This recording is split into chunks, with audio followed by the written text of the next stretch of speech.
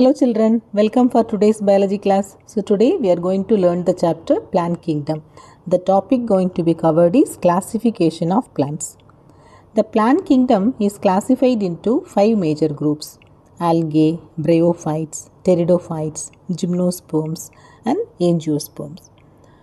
So here first let us study the various type of pattern of classification followed at different times. So artificial classification. So it was proposed by Linnaeus. So it was based on the vegetative characters of the plant. So this system, it was not accepted much. Why? Because the vegetative characters can be easily affected by the environment. And the next type of classification is natural classification system.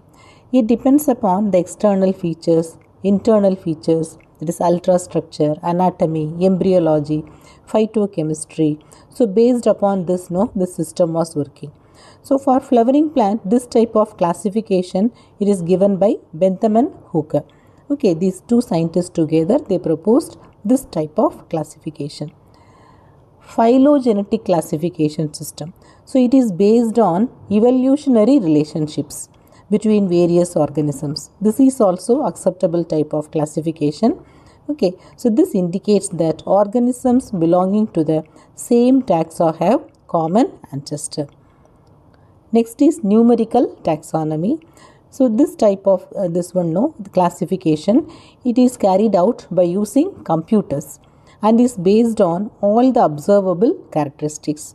So number and codes are assigned to all the characters and the data are processed and the character is given all character, whatever characters all they have been given equal importance, and at a time hundreds of characters can be easily observed by means of this system.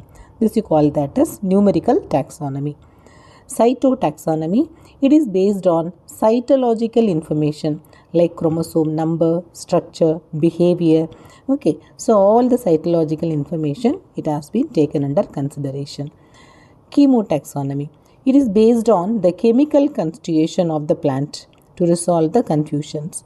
So this is also used by the taxonomists nowadays, chemotaxonomy.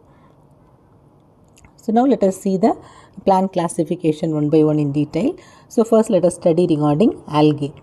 So these all are chlorophyll bearing simple thalloid autotrophic organisms, and they are aquatic. So they can live both in fresh water and marine water.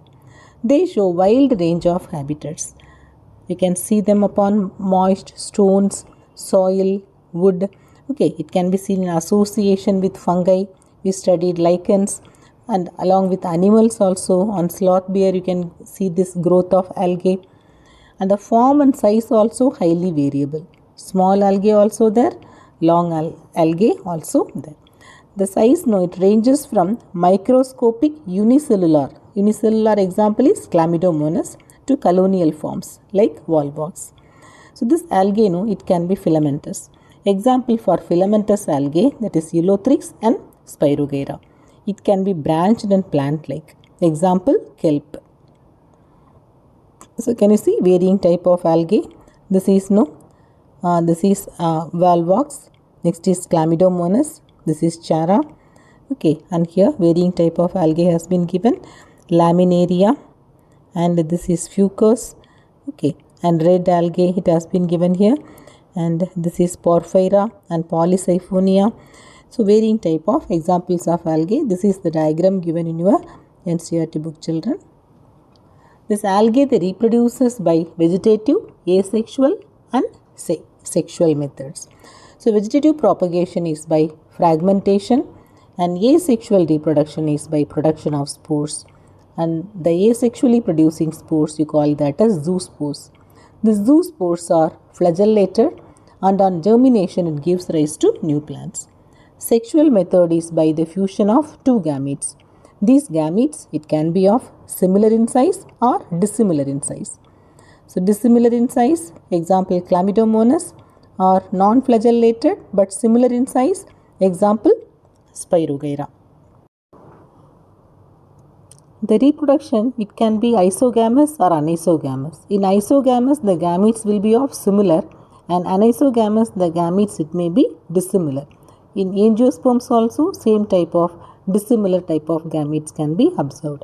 So fusion between one large and non-motile gamete. Non-motile means not able to move, along with a small motile female gamete which is able to move. So that you call that as oogamous.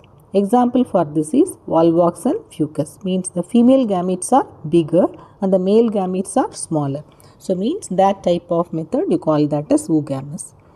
So now let us study the various uses of algae. So here through photosynthesis, this algae, they can fix carbon dioxide. So more amount of carbon dioxide is fixed by algae through photosynthesis. It is helpful in increasing the level of oxygen also. So algae, they are the primary producers. Porphyra, laminaria, sargassum, they can be used as food also.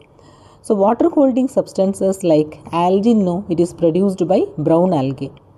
And water holding substances, there is carrageen, it is produced by red algae.